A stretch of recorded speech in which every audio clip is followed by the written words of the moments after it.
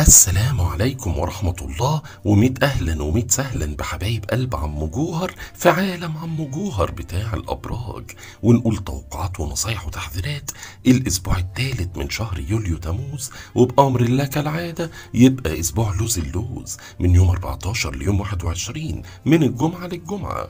طبعا يا حلوين الأسبوع ده هنقول إن هو فيه نوع من الثبات ونوع من الاستقرار مكمل على اللي فات. شوفوا الأسبوع اللي فات الحظوظ طبعا اتغير اماكنها، اللي كان عنده حظوظ في العاطفه راحت العائله، اللي كان عنده في العائله راحت في مال، اللي كان عنده في مال راحت لصحه، الصحه راحت لعمل، وهكذا حصل تغييرات في اواخر الاسبوع اللي فات. الاسبوع ده بقى مكمل عليه بنفس الشكل تقريبا مع بعض التغييرات اللي لازم نركز فيها، مهم جدا. كده كده هقول لكم توقعات كل جزئيه في حياه كل برج خلال الاسبوع، وتوقعات كل يوم من ايام الاسبوع، فكل واحد يشوف الفيديو بتاعه للاخر. بس طبعا يا حلوين عايزكم في الاسبوع ده مركزين، اتعودتوا خلاص، عرفتوا الدنيا ماشيه ازاي ورايحه فين وجايه منين. نبدا نستفيد، الفرص ممكنه والاماني ممكنه وكل حاجه ممكنه، ويا جماله يا جماله ويا بخت اللي امه دعياله. الله يكرمكم استفيدوا. طبعا عايز اقول لكم بقى حاجه مهمه، انا مش عايزكم تقعدوا تدوروا وتروحوا تيجوا في الفيديو كتير، عشان كده اللي بيتفرج على الفيسبوك اطلعوا في البوست فوق هتلاقوا كلمه اقرا المزيد او ريد مور، دوسوا عليها هيفتح لكم لسته فيها كل برج بيبدا الدقيقه كام بالظبط، اي خدمه. نفس الكلام موجود في اليوتيوب في الديسكريبشن في صندوق الوصف، وبرضه ممكن تدوسوا على اي حته في الشاشه في اليوتيوب هتلاقوا كلمه المقدمه، دوسوا عليها هيفتح لكم لسته تختاروا منها برجكم. طب خلينا نقول بقى يا حلوين، اللايك والشير والحركات والكومنتات ده انا حبيبكم، خلوني اظبطكم واكتبوا لي اسئلتكم وان شاء الله ارد على حضراتكم. حاجه مهمه جدا، كل اللي بنقوله ده فرص واحتمالات سواء ايجابيه او سلبيه، احنا هنقول كل حاجه ورزقي ورزقكم على الله حتى لو الكلام هيضايقكم، بس هي فرص واحتمالات، وارد تحصل وارد ما تحصلش، الله اعلم تماما، بتاعت ربنا زي الطقس بالظبط. ونقول طبعا التوقعات مكتوبه موجوده على جروب عم جوهر بتاع ابراج وعلى الانستجرام، ونبدا بسم الله في توقعات برجك الجميل وبالتفصيل والله أعلم. حبيبي وعزيزي برج الحمل وخلي عندك أمل، ونقول توقعات ونصايح وتحذيرات الأسبوع الثالث من شهر يوليو تموز، وبأمر الله تبقى في الأسبوع ده محظوظ ويبقى أسبوع لوز اللوز من يوم 14 ليوم 21 من الجمعة للجمعة. خلينا نقول يا حلوين إننا مكملين مع شكل الأسبوع اللي فات، خصوصا آخر يومين، بس هنا في تغييرات، لا ده الفرص والاحتمالات أكتر. مش هضحك عليكم ولا اشتغلكم، الأسبوع مضغوط، مش مضغوط مشاكل بس مضغوط احداث، التزامات، مسؤوليات في اكتر من جزئيه، الدنيا سريعه شويه فلازم تبقوا صراع معاها، انما هتستنوا وتهدوا وتاخروا وتاجلوا والنبي لا تزعلوا، هتتحركوا وتروحوا وتيجوا وتتفاعلوا مع الاحداث اللي هتحصل حواليكوا اللي بامر الله هنقولها بعد شويه، بامر الله تبقوا 100 100. المهم يا حبايب قلبي وعينيا تشوفوا الفيديو بتاعكم للاخر. في الاول هقول لكم كل جزئيه في حياتكم اخبارها ايه خلال الاسبوع، بعدين هنقول كل يوم من ايام الاسبوع توقعاته ونصايحه وتحذيراته، وبأمر الله كله يعوض اللي فات والله أعلم.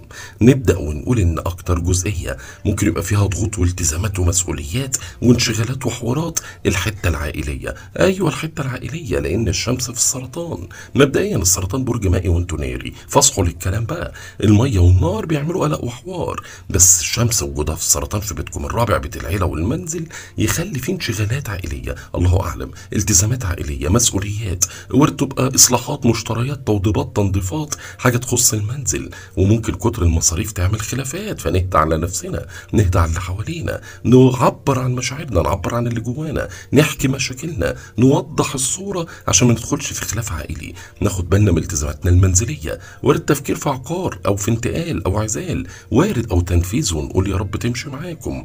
في طاقه جنسيه بين الازواج، في طاقه عائليه سواء خروجه او سهره او قعده او زياره او تفاعل عائلي اكتر، حوار عائلي مش شرط في المنزل، ممكن مع قرايب، مع اب، مع ام، مع ابناء، مع اخوه، مع حد في دايرتنا ومن عيلتنا، او حاجه تخص منزلنا، بس احذروا الطوارئ العائليه والخلافات المنزليه. بس في حته ايجابيه ومية مية، حتى لو حصل خلاف عائلي يتحل وقتي، لان الزهره كوكب الحب والمال والجمال في برج الاسد، برج ناري زيه زيكم، نار يا حبيبي نار. هنا استفيدوا من بيتكم الخامس العاطفه، قلوب كتير وحاجات بتطير، لا ده كمان عطارد كمان في برج الاسد في بيت العاطفه، ففرصه للتفاهم العاطفي، للاحتواء، لتقريب وجهات النظر، للتعبير عن المشاعر، لارتباط، لاعجاب، لانجذاب، لحل خلافات، خصوصا لو خلافات بسبب حاجه ماليه وتخص امر عاطفي، يعني عاطفه مع مال ميكس مع بعض، فرص ايجابيه جدا جدا جدا. وده ممكن يبقى في الامور العائليه، تتحل خلافات، يحصل اندماجات، فرص لحمل وانجاب، لزواج، لمغات، لشربات، اي حركات، المهم تتبسطوا وتبسطوا انا معاكم. نيجي بقى للكلام اللي يزعل شويه ونقول ان المريخ وجوده في برج العذراء في بيتكم السادس، العمل والصحه، فوارد يبقى في ضغوط عمليه، ضغوط صحيه، انشغالات، التزامات، مسؤوليات، تروح ومواعيد كتير، اتصالات كتير، ضغوطات. ممكن المسؤوليات ما تكونش عمل او دراسه بس، ممكن تكون مسؤوليات منزليه، مسؤوليات عائليه، ما هو ده عمل، مسؤوليات دراسيه، كل واحد حسب طبيعه حياته، ما هو كله مش زي بعضه. لا قلنا بقى نصحى ونفوق، ما تصغروناش.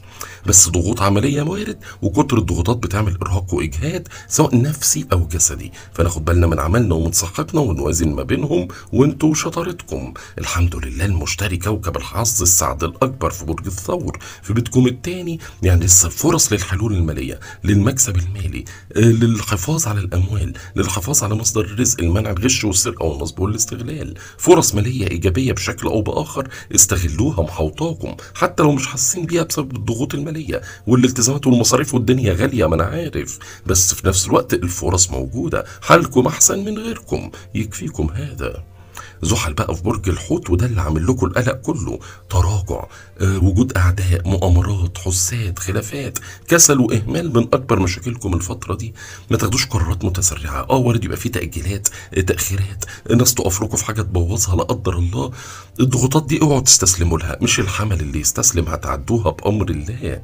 تقريبا كده قلنا كل جزئيه، نيجي لكل يوم من الايام بالتفصيل يا حمل يا جميل انت يا جميل. والبدايه بالجمعه والسبت 14 15 يوليو تموز، والقمر في الجوزاء بيتكم الثالث، يعني هنا فرص للإقناع، للتفاهم، للنقاش، للمنافسة، للمواجهة، مشاوير تروحوها تطلعوا منها مستفيدين، مكالمات تردوا عليها أو تعملوها، في انشغالات كتير وأحداث كتير، مكالمات، في اتصالات، في مشاوير، في مقابلات، في قعدات، في تفاهمات، في حوارات بتحصل، محتاجين نبقى مركزين ونستغل قدرتنا، عندنا ذكاء زايد، قدرة على التركيز، قدرة على الإقناع، قدرة على التفاهم، استغلوا القدرات دي جميلة جدا، بس احذروا الصيانات المفاجئة، حاجة تبوظ، حاجة تخرب، حاجة تتصلح، حاجة تضيع، خدوا بالكم وخصوصا من عربياتكم. حد واثنين 16 17 يوليو تموز، القمر في السرطان اللي هو بيتكم الرابع، بيت العيلة والمنزل، حاجة تخص العيلة، تخص المنزل، مقابلات عائلية، زيارات عائلية، تفاهمات عائلية، خلافات عائلية، وارد يوم الحد. يوم الاثنين حمادة تاني خالص، ده ولادة القمر الجديد في برج السرطان، يا سلام يا سلام، يعني في بيته في مملكته. نقول يا رب يوم الاثنين وارد حدث عائلي سعيد، خبر عائلي، مناسبة عائلية، فرصة عائلية، تصالح عائلي، حاجة عائلية ظريفة، والأزواج 100 ينيموا العيال بدري شوية. إن شاء الله يوم الاثنين 17 يكون مميز عائليا. الثلاث والأربع والخميس 18 19 20 يوليو تموز، والقمر في الأسد بيتكم الخامس العاطفة، وبرج ناري زيكم، استفيدوا من أجمل الأيام، في ترفيه، في سفر، في فسح، في جنس، في علاقة، في زواج، في ارتباط، في إعجاب، في انجذاب، في تصالح، في تحسين الأوضاع العاطفية أو العائلية، حل الخلافات، التعبير عن المشاعر. يومين مميزين حتى لو فيهم ضغوط والتزامات ومسؤوليات وأخبار بايخة، ولا يهمنا، قادرين نتبسط في اليومين دول لأكبر قدر ممكن. ونيجي ليوم الجمعة، اليوم الرايق، يوم 21، والقمر في برج العذراء في بيتكم السادس. ممكن تكونوا أجازة بس تلاقوا عندكم التزام أو مسؤولية، وارد تلاقوا حاجة صحية، فخدوا بالكم من صحتكم وغطوا التزاماتكم والتزموا بمواعيدكم، وبأمر الله تعوضوا اللي فاتكم. والأسبوع يكون سعيد، ومن عم جوهر تستفيد، والله أعلم. حبيبي وعزيزي برج الثور وجمال برج الثور، اهلا بيكم واحلى مسا على عيونكم الحلوين. ونقول توقعات ونصايح وتحذيرات الاسبوع الثالث من شهر يوليو تموز، وبامر الله تبقى في الاسبوع محظوظ، ويبقى الاسبوع لوز اللوز من يوم 14 ليوم 21 من الجمعه للجمعه. خلينا نقول يا حلوين، الاسبوع ده مكمل بشكل الاسبوع اللي فات، باواخر يومين في الاسبوع اللي فات، وبامر الله الاسبوع ده الفرص والاحتمالات اكثر ايجابيه، الاحداث الأحداث السلبية قلت شوية، بس نقدر نقول إن مشكلتكم في الأسبوع ده العاطفة، أو النبي العاطفة ممكن تكون مشعللة والدنيا حلوة بس في نفس الوقت متسرعة. ممكن العاطفة تأثر في العمل، تأثر في الدراسة، تأثر في القرارات، تاخدوا قرارات بناء على عواطفكم، ودوت هيلبسكم في حيط. بس عندكم حتة جميلة إن عندكم القدرة إنكم تاخدوا القرار. ممكن شوية تحتار بس هتاخدوا قرار، وغالبا الأسبوع ده في قرارات الله أعلم، سواء بقى قرار عاطفي، قرار عملي، قرار مالي، قرار دراسي، قرار عائلي، قرار عقاري، أيا كان. ما هو كل واحد حسب ظروف حياته، مش كله بنفس الظروف، احنا مش هنشتغل بعض. بس بأمر الله يبقى فيه قرار حلو وممتاز. خلينا نقول بس مهم بقى تشوفوا الفيديو بتاعكم للآخر. في الأول أقول لكم كل جزئية في حياتكم أخبارها إيه خلال الأسبوع، بعدين هنقول كل يوم من أيام الأسبوع توقعاته ونصايحه وتحذيراته، وبأمر الله كله يعوض اللي فات والله أعلم. طبعا أول جزئية مهمة بالنسبة لي ومية مية وجود الشمس في برج السرطان.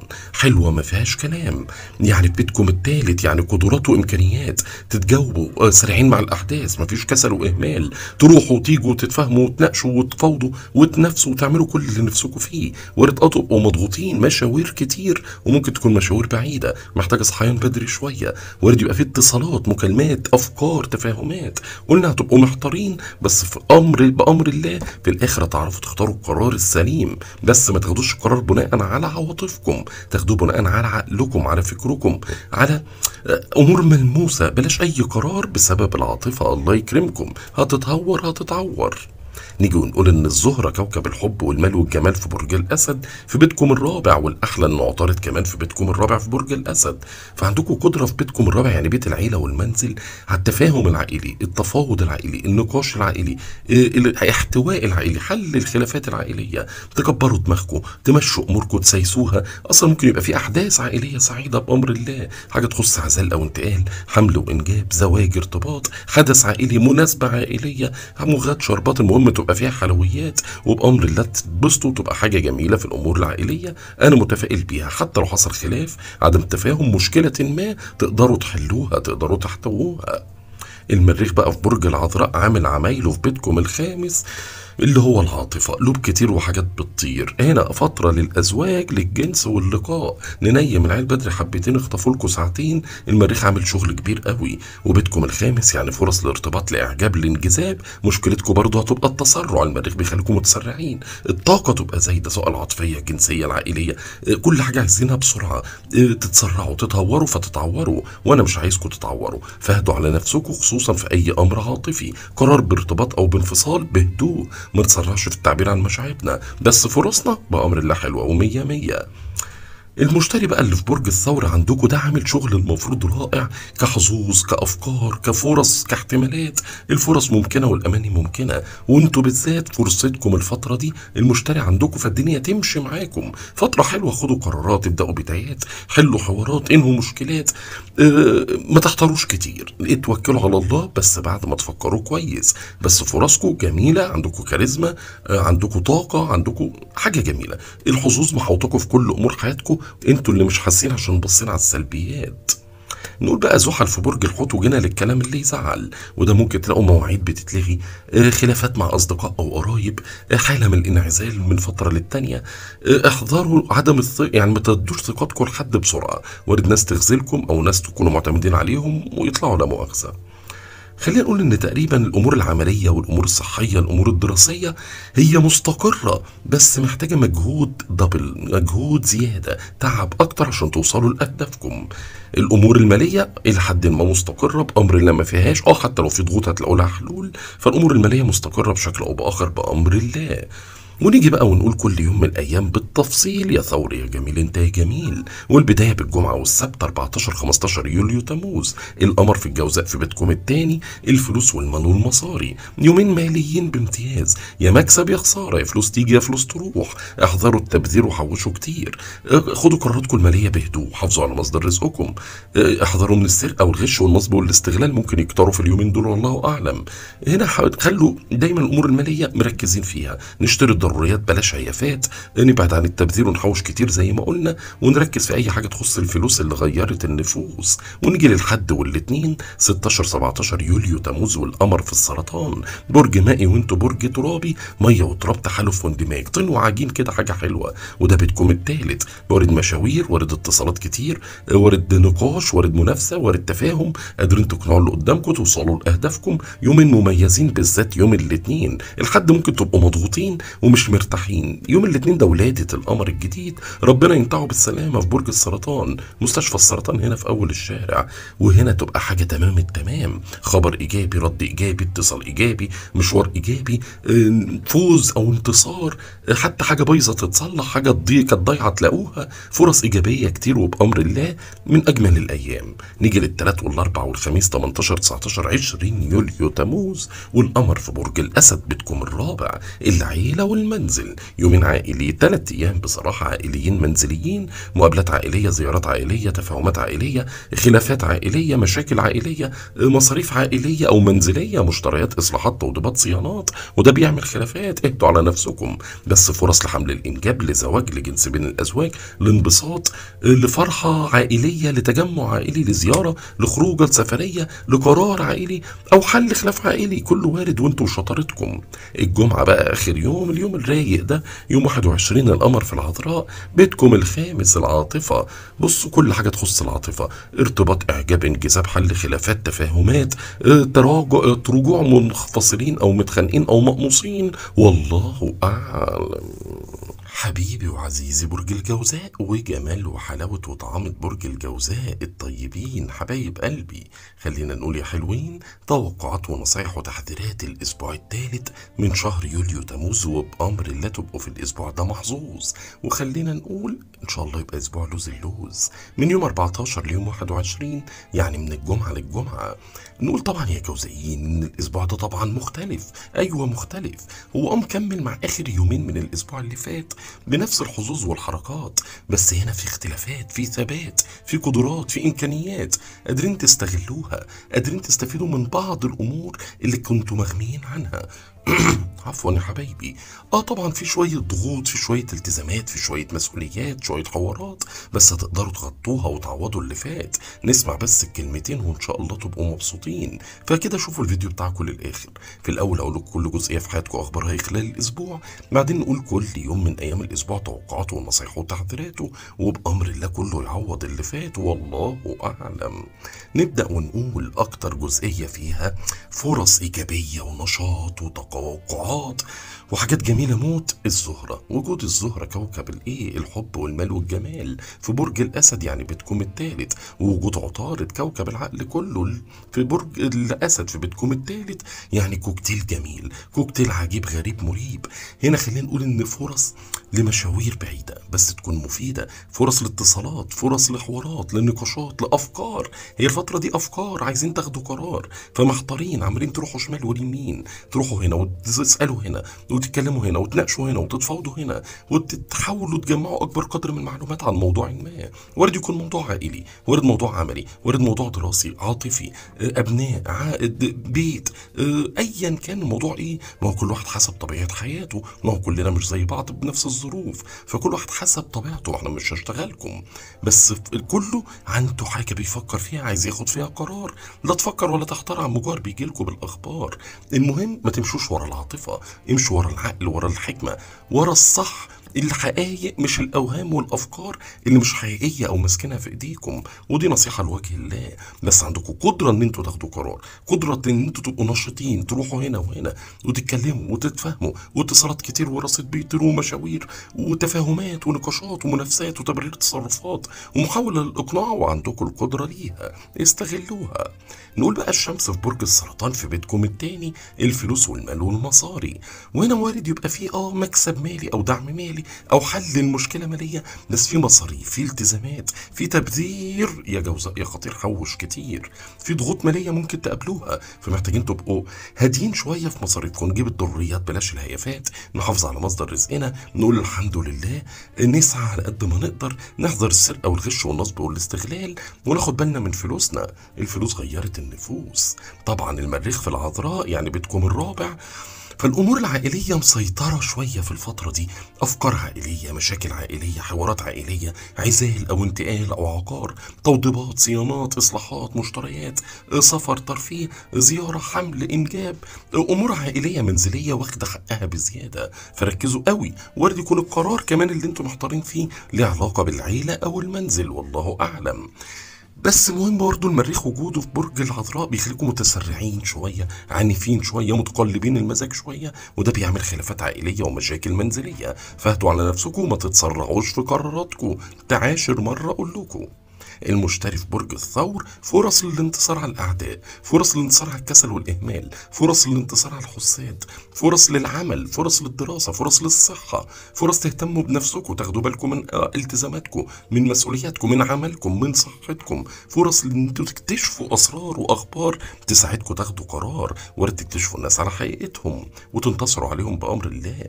خدوا بالكم بقى ان زحل في برج الحوت في بيتكم العاشر، فاهتموا بشكلكم، بلبسكم، بأناقتكم، بحلاوتكم، بطريقتكم في الكلام. ما تسيئوش لنفسكم بقصد او من غير قصد. ابعدوا عن الشبهات، امشوا على النظام والتعليمات. ما تحطوش نفسكم في مواقف صعبه ما تعرفوش تتعاملوا معاها. خلوكم حريصين على سمعتكم، واستعدوا لاي امور فيها ضغوط، لان ممكن تبقى صعبه او مضغوطه، او يبقى في تاجيل او ركود لامور ما فتضغط عليكم. تقريبا كده قلنا كل جزئيه، نيجي لكل يوم من الايام بالتفصيل. يا جوزاء يا جميل انت يا جميل. والبدايه بالجمعه والسبت، ولا احلى ولا اروع ولا اجمل. 14 15 يوليو تموز والقمر في الجوزاء، وضرب نار للصباح الباكر. البدايه القمر عندكم طاقه، حماس، نشاط، قدره، ارتباط، اعجاب، انجذاب، جنس بين الازواج، استمتاع، حل مشاكل، حل خلافات. في ضغوطات، في مشكلات، طبيعي عشان القمر عندكم، بس الفرص والاحتمالات الايجابيه اكتر بكتير. استفيد يا جوزاء يا جميل. حد و2 16 17 يوليو تموز، القمر في السرطان بيتكم التاني، الفلوس والمال والمصاري. يا خساره يا مكسب، يا فلوس تيجي يا فلوس تروح، يا يحصل الاتنين. بس الحد حماده والاتنين حماده تاني خالص، او النبي زي ما بقول لكم. الحد ممكن يبقى فيه ضغوط ماليه، التزامات ماليه، خلافات ماليه، امر مالي، مصاريف ملهاش لازمه، اي خوازيق ماليه. يوم الاثنين ولاده القمر في برج السرطان، في بيته في مملكته، ربنا ينتعه بالسلامه، في مستشفى السرطان هنا في اول الشارع. في يوم الاثنين بامر الله حدث مالي ايجابي، خبر مالي ايجابي، حل المشكله ماليه، انفراجه ماليه، امر مالي بامر الله يكون يحل مشكله ايا كان هي ايه في حياتكم حسب ظروفكم وطبيعتكم. بس فرص كبيره يوم الاثنين في الامور الماليه. 3 4 5 18 19 20 يوليو تموز القمر في الاسد. يومين مضغوطين، في يوم مشاوير، في يوم اتصالات، في يوم تفاهمات، في يوم نقاشات، في يوم انشغالات، في يوم احداث. احذروا الصيانات والاصلاحات، حاجه تبوظ منكم، حاجه تخرب، حاجه تتصلح. خدوا بالكم وانتوا سايقين عربياتكم، اديني بحذركم. 3 و4 وخميس. جمعة بقى يوم 21، اليوم الرايق، القمر في العذراء بيتكم الرابع، العيلة والمنزل. يوم عائلي منزلي بشكل كبير جدا، اهتمامات عائلية، انشغالات عائلية، انشغالات منزلية، خلافات عائلية، خناقات عائلية، تصالح عائلي، زيارات، سهرات، أمر عائلي إيجابي أو سلبي الله أعلم. وبأمر الله تكون سعيد، ومن عم جوهر تستفيد، والله أعلم. حبيبي وعزيزي برج السرطان، حبايب قلب عم جوهر من زمان، نقول بقى توقعات ونصايح وتحذيرات الاسبوع الثالث من شهر يوليو تموز، اللي بامر الله تبقوا في الاسبوع ده محظوظ، ويبقى اسبوع عليكم روز اللوز. يعني من الجمعه للجمعه، من 14 ل 21، وبامر الله تبقوا مبسوطين. طب ليه يا عم جوهر؟ لان الفتره دي فترتكم، لسه فتره اعياد ميلادكم ما خلصتش. الشمس لسه في السرطان لغايه يوم 22، يعني الاسبوع كله الشمس عندكم بطاقتها، بحلاوتها، بسلطاتها، ببغنوجاتها. لا وده في كمان شويه احداث ماليه، في شويه امور ايجابيه، مع شوية تحذيرات من اللي هي لازم ناخد بالنا منها. في شوية ضغوطات، شوية تراجعات في بعض الأمور لازم نبقى حريصين فيها، سواء حصلت أو ما حصلتش. الحرص واجب ما يضرش، بس برضه في شوية حلويات وقطايف لازم نستغلها، وده اللي هنقوله بعد شوية. بس المهم تشوفوا الفيديو بتاعكم للآخر. في الأول أقول لكم كل جزئية في حياتكم أخبارها إيه خلال الأسبوع، بعدين هنقول كل يوم من أيام الأسبوع توقعاته ونصايحه وتحذيراته وسلطاته وبابا غنوجاته، وبأمر الله كله يعوض اللي فات فاتوا، والله أعلم.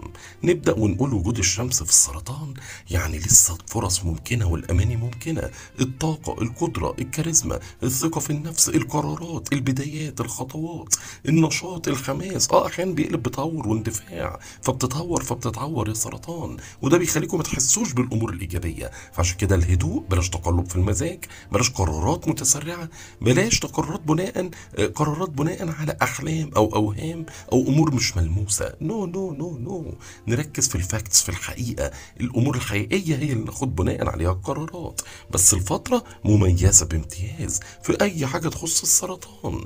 عندكم النشاط استغلوه، الطاقة استغلوها، الحظوظ كمان استغلوها. عايزين ايه تاني؟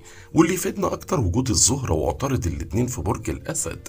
الأسد برج ناري وانتوا مائي ومية ونار ما فيهاش هزار، بس وجود الزهرة وعطارد يعني كوكب الحب والمال والجمال، وكوكب التنظيم والأفكار والعقل والحكمة، الاتنين في بيت المال، الفلوس والمال والمصاري. هنا فرص مالية، مكسب مالي، حل المشكلة مالية، تفاوض مالي، نقاش مالي، استرداد، سداد، أيا كان. الأمور المالية مميزة. ممكن يحصل خلافات مالية، تراجع في شراكة مالية، أو أمر ليه علاقة بفلوس مع طرف تاني. ما قلنا الفلوس غيرت النفوس، بس الفلوس أملكوا، يعني قادرين تحافظوا على مصدر رزقكم، قادرين تحسنوه، قادرين تسيطروا على مصاريفكم، قادرين تحلوا مشاكلكم بأمر الله. يعني يحصل مشكلة مالية بس تحلوها، يبقى في مصاريف، التزامات، مسؤوليات مالية تقدروا عليها. ده غير ان فرصتكم تحذروا السرقة والغش والنصب والاستغلال كبيرة جدا. فبأمر الله الأمور المالية أنا شايفها إيجابية. المريخ بقى اللي في العذراء خدوا بالكم شويه، بيخليكم مندفعين في سواقتكم لعربياتكم، تبوظوا حاجه منكم، حاجه تخرب منكم، حاجه تضيع منكم، فتلبسوا بسببها وتشتروا او تجيبوا. طب وليه؟ خلينا حريصين. بس عندكم القدره على النقاش، على التفاوض، على المنافسه، على التبرير، على الاقناع. قادرين تروحوا مشاوير كتير وتطلعوا منها مستفيدين، تعملوا اتصالات كتير ورصيد بيطير، بس برضه تبقى فيها امور ايجابيه. بس المهم بلاش تسرع في قرار او في مكالمه او في نقاش او في منافسه مش محسوبة، هتزعل وتجيب ناس تزعل. طبعا وجود المشتري في برج الثور فبتكم ال11 ففترة جميلة جدا في النشاط الاجتماعي، تواصل مع ده وتفاهم مع ده ونتعرف على ده ونقعد مع ده، يفيد في امر عائلي، يفيد في امر عاطفي، في امر عملي، في امر مالي، في امر نفسي، تجمعات، قعدات، مناسبات، نطلب مساعدة نلاقيها، حد يطلب منا مساعدة نقدمها، تفاعل مع الاخرين، اقعدوا واتكلموا وناقشوا وتفهموا، تواصلوا واتساب، ايميل، ماسنجر، فيسبوك، ايا كان، او ثريد الجديد. المهم يبقى في تواصل مع الاخرين. العلاقات مهمه جدا، وارد يجي لكم خير من ورا علاقه في حياتكم، حتى لو حد هيدافع عنكم، عن موقفكم، ينصحكم، يرشدكم، يساعدكم، تستغلوا واسطه تعرفوها بامر لا تستفيدوا من علاقه في حياتكم او من طرف تاني. وفرص عاطفيه موجوده ممتازه.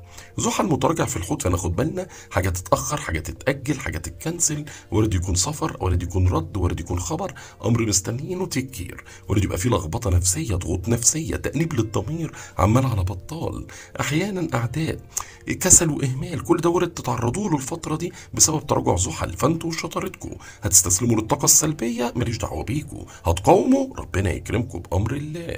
كده تقريبا قلنا كل جزئيه، نيجي لكل يوم من الايام بالتفصيل. يا سرطان يا جميل انت يا جميل. والبدايه مش ظريفه، الجمعه والسبت 14 15 يوليو تموز، القمر في الجوزاء في بيتكم ال12. استوب وهدي وخلي اليوم ده يعدي.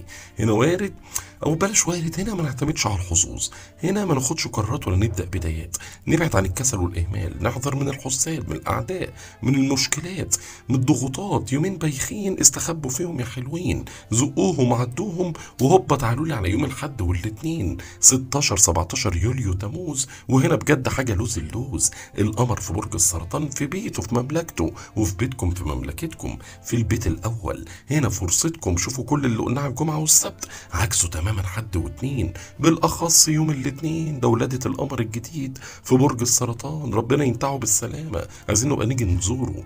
بس هنا يوم الاثنين بامر لا يبقى مميز، بقرار، بنجاح، بخبر، بعلاقة، بأيا كان، فرص تتغيروا، تسيطروا، تحيروا. استغلوا اليومين دول حد واثنين، بالأخص يوم الاثنين.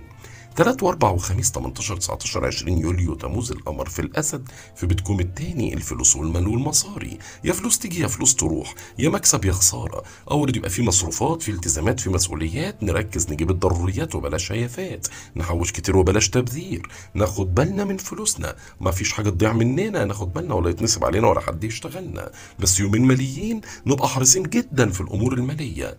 نيجي اليوم الجمعه، اليوم الرايق اللي هو يوم 21 القمر في العذراء بيتكم التالت.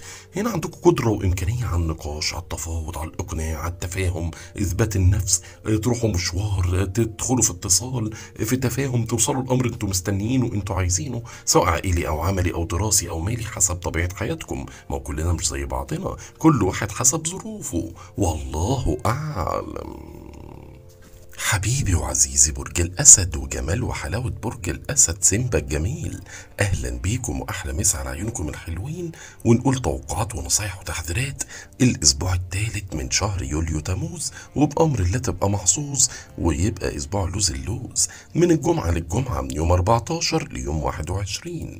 أنا عايزكم بس تبقوا مركزين، أنا عارف إن الأسود الحلوين مضغوطين أكتر من أي برج تاني، الضغوط بأمر الله بأمر الله، اخرها يوم 22، ونبدا من الاسبوع اللي بعديه انفراجات وتغييرات وحلويات وقطايف وكل اللي نفسك فيها تلاقيه. يبقى نعدي الاسبوع ده. طب الاسبوع كله رخم ابدا، والنبي فيه شويه ايجابيات، ده انتوا قادرين تغطوا الضغوطات اللي كانت عليكم وما تنكروش، الله اعلم طبعا.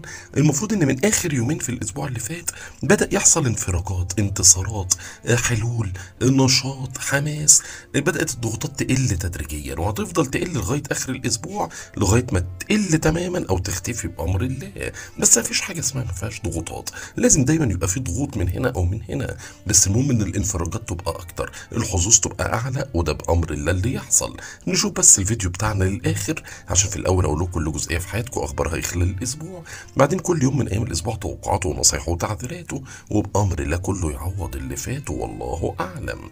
البدايه والنبي جميله وظريفه ولطيفه بوجود الزهره ووجود عطارد الاتنين في برج الاسد، عندكم في بيتكم في مملكتكم، يا حلاوتكم يا جمالكم. طاقه، نشاط، حظوظ في الحب، في المال، في الجمال، في التواصل مع الاخرين، في التفاهم، في ان انتوا تبقى الاخرين مهتمين بيكم، تحصلوا على الاهتمام غصب عنهم، تبقوا ملفتين للانظار، ونار يا حبيبي نار، جذابين للجنس الاخر، في كاريزما، في حضور، قدره على التواصل، على عرض الافكار، على النقاش، على التفاهم. الدنيا مضغوطه والدنيا جايه عليكم الفتره دي، شيء طبيعي جدا خصوصا في العمل، في الصحه. ليه؟ ما هو الشمس في برج السرطان، وده بيتكم ال 12، بيت المتاعب والمصاعب والاسرار والاعداء والكسل والاهمال والمشكلات في العمل، في المال، في الصحه، في اكتر من جزئيه، والاعداء والمشاكل بتكتر وبتيجي ضربات من ناس مش متوقعينهم، ناس كانوا معانا في صفنا، اصحابنا، اخواتنا، ونلاقيهم بيغدروا بينا او بيجوا علينا. فدوت طبعا من الامور اللي كانت ضغط عليكم جدا. تبدا الانفراجات والحظوظ تظهر، تبدا الانتصارات تزيد، تبدا النشاط يرجع، التفاهم، القدره، زي ما وقعتوا تقدروا تقوموا وتقفوا على رجليكم. فنقول ده اسبوع الوقوف، اسبوع الاستقرار، وبامر الله تعوضوا اللي فات بكل حواراته وسلطاته وبابا غنوجاته.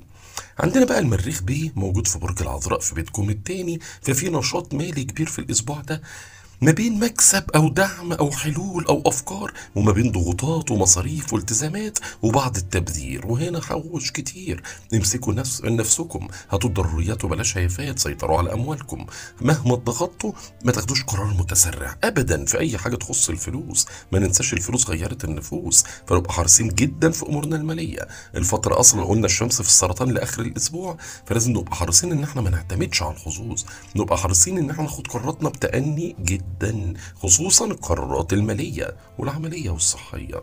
الحمد لله المشتري في برج الثور، وهنا في بيتكم العاشر، وده كوكب الحظ السعد الأكبر، يعني فرص تحافظوا على سمعتكم، على مكانتكم، تلفتوا الأنظار ليكم، اللي بيدور على عمل، اللي بيغير عمل، اللي بيثبت نفسه في عمل، اللي بيطور عمل، اللي بيحل مشاكل في عمل أو دراسة أو اجتماع أو لقاء أو أمر مهم أو حساس، فرص كبيرة موجودة، مكانتكم تعلى بترقي، بنجاح، بتفوق، بنظرة إيجابية من الأهل، من الأصدقاء، من الزملاء، من الجيران، من الصحاب، من ايا كان. يبقى قادرين تلفتوا الانظار ليكم، قادرين تحافظوا على النظره الايجابيه ليكم، استغلوا الفتره دي.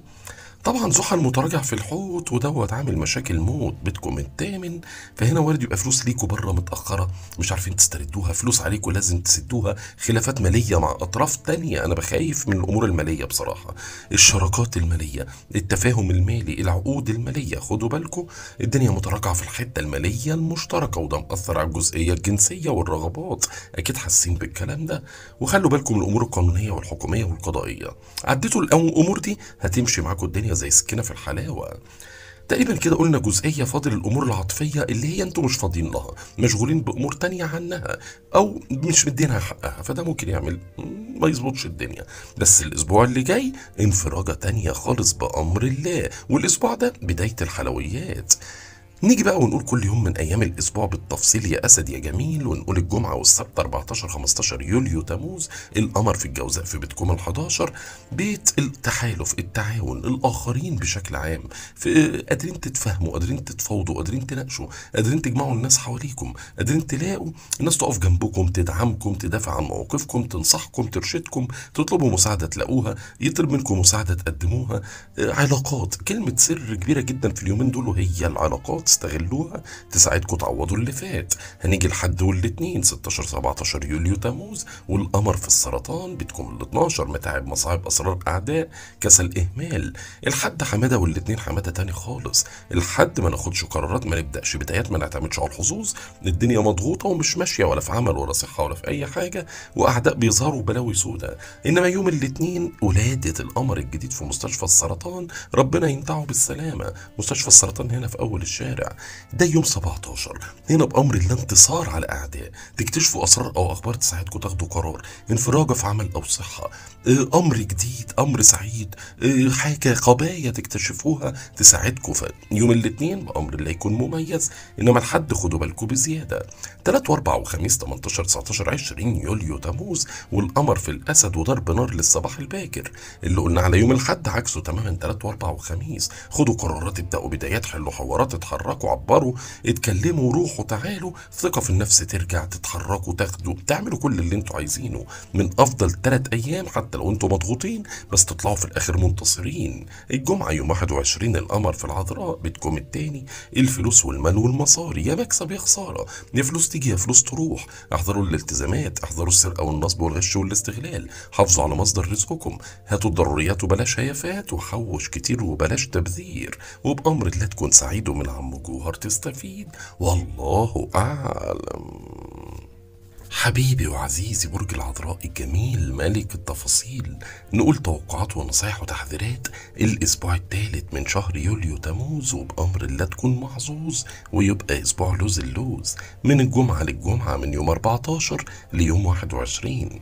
طبعا يا عذارى يا حلوين، الاسبوع مكمل شبه اخر يومين في الاسبوع اللي فات، بنفس الحوارات، بنفس الايجابيات، بنفس السلبيات، مع استقرار. بقى هنا في استقرار في الاداء، ان تبداوا تعرفوا ازاي تتعاملوا مع الوضع، ازاي تاخدوا خطوات، ازاي تنتصروا، ازاي تناقشوا، ازاي تنتصروا. دي مش شرط على اعداء ولا حساد ولا مؤامرات، لا، ازاي تنتصروا على كسل، ازاي تنتصروا على اهمال، ازاي تبداوا تعوضوا اللي فاتكم. انتوا في خطوه كل ما تيجوا تاخدوها تتراجعوا، تتاجل، تتاخر، انتوا تكسلوا، تهملوا، وده باش معاكم بقالكم حبه. هنا فتره الكسر، نبدا من جديد، وبامر الله تكون سعيد، وده هيفرق معاكم في اكتر من جزئيه. او النبي بس ركز انت وهو وهي، وشوفوا الفيديو بتاعكم للاخر. في الاول هقول لكم كل جزئيه في حياتكم اخبارها ايه خلال الاسبوع، بعدين هنقول كل يوم من ايام الاسبوع توقعاته ونصايحه وتحذيراته وسلطاته وبابا غنوجاته، وبامر الله كله يعوض اللي فاته، والله اعلم. طبعا اهم حاجه بالنسبه لي في الاسبوع ده ان احنا بنقول اسبوع انتصارات. طب ليه يا عم جوهر؟ الزهره وعطارد والنبي الاثنين عاملين شغل حلو قوي في برج الاسد، في بيتكم ال12، اللي هو اساسا بيت متاعب ومصاعب واسرار واعداء وكسل واهمال ومشاكل في عمل، في صحه، الدنيا بايظه. بس وجود الزهره وجود عطارد يساعدكم ان انتوا ازاي تناقشوا، ازاي تفاوضوا، ازاي تنافسوا، وازاي تنتصروا. اي حاجه ليها علاقه بالحب او المال او الجمال، العمل، الصحه، الاعداء، المؤامرات، الحساد، تنتصروا عليها بامر الله، تتغلبوا على كسلكم، تتغلبوا على اهمالكم، تبداوا من جديد. بصوا مش مهم ان نبدا متاخرا، المهم ان احنا نبدا، وان تبدا متاخرا افضل من ان لا تبدا، معروفه ما فيهاش كلام. وبصوا انا عايز اقول لكم حاجه، الفتره اللي فاتت في غلطات، انتوا هنا لفتره تصحيح، تعديل، نراجع نفسنا، نراجع قراراتنا، نراجع امورنا، ونعوض اللي فاتنا عشان ربنا يكرمنا ويساعدنا اشخاص تانية في حياتنا. لان الشمس في برج السرطان عامله احلى كلام في العلاقات، في التفاهمات، في الاصدقاء، في الزملاء، ناس تقف جنبكم، ناس تساعدكم، ناس ترشدكم، ناس تنصحكم، ناس تأيد موقفكم، ناس تبرر عنكم، ناس تساعدكم في اموركم. اطلبوا مساعده تلاقوها، يطلب منكم مساعده تقدموها، تفاعل مع الآخرين، تعرفوا ناس ببعضها، تتعرفوا مع ناس جديدة، يساعدكم في الأمور العائلية، في الأمور العاطفية، في الأمور العملية، في الأمور المالية. تلاقوا الدنيا رايحة جاية. العلاقات كلمة السر الفترة دي، استغلوها وعوضوا اللي فات. المريخ طبعا عندكم فمخليكم متسرعين، اجريسيف حبتين، متقلبين، بس عندكم نشاط وطاقة، عايزين تبدأوا، عايزين ترجعوا تاني زي ما كنتم. فاستغلوا طاقتكم الفترة دي، وده يفيدكم في الطاقة الجنسية 100 100. والأزواج ينيموا العيال بدري شويه، ده يساعدكم في اكتر من حاجه. بس اهدوا، ما تتسرعوش، ما تتهوروش عشان ما تتعوروش. خليكوا هادين، في العجله الندامه وفي التأني السلامه. المشتري في برج الثور فرص لسفر كبيرة في الأسبوع ده، مشوار بعيد وسفر داخلي أو خارجي الله أعلم، تعامل مع أجانب، اتصال بناس بعيد عنكم، ردود أو أخبار أو حاجة تجهزوا لها، وارد تجهيز لسفر سواء عملي أو ترفيهي، خارجي أو داخلي الله أعلم. بس حظوظ موجودة في الأمور دي، استغلوها. وأي حاجة ليها علاقة بطرف بعيد أو طرف أجنبي استغلوها، فرصة ممتازة. طبعا للأسف زحل متراجع في برج الحوت، فاحذروا الخلافات مع شريك العمل، مع شريك المال، مع الناس الشركاء معاكم، حتى ما بين الأزواج. خدوا بالكم الله يكرمكم، خصوصا لو العلاقة فيها مشاكل أو فيها خلافات. تكر يا عزيزي ويا عزيزتي، ابعدوا عن العند والجدال عشان الدنيا تمشي وتبقى عال العال. بس أي حاجة لها علاقة بطرف تاني أو بشراكة عاطفية، عملية، مالية، أزواج، خدوا بالكم بزيادة شوية. خلينا نقول بقى ان الامور العاطفيه بشكل عام ممكن انتوا مش مركزين معاها بسبب انشغالاتكم في امور تانية. الامور الماليه الى حد ما مستقره، بالعكس وارد يبقى فيها اخبار ايجابيه برغم الضغوط اللي بتواجهوها، الالتزامات، بس في حيره ماليه. قرار مالي محتاج تفكر قبل ما تختار، ولا تفكر ولا تحتار، عم جوار هيجي بالاخبار. وكده قلنا كل جزئيه، نيجي بقى لكل يوم من الايام بالتفصيل. يا عذراء يا جميل انت يا جميل. والبدايه بالجمعه والسبت 14 15 يوليو تموز، والقمر في الجوزاء في بيتكم العاشر. السمعة، المكانة، وضعكم العملي، وضعكم الاجتماعي، نظرة الآخرين ليكم. هنا فرصة عشان تحافظوا على سمعتكم، على مكانتكم، تلفتوا الأنظار ليكم بلبسكم، بشكلكم، بأسلوبكم، بطريقتكم، بكلامكم. استغلوا فرصكم. فرص موجودة بس ممكن يبقى في ضغوط ومواقف صعبة تتحطوا فيها. ابعدوا عن الشبهات وامشوا على النظام والتعليمات. ما تسيئوش لنفسكم بقصد أو من غير قصد، مفيش حاجة هتشفع لكم.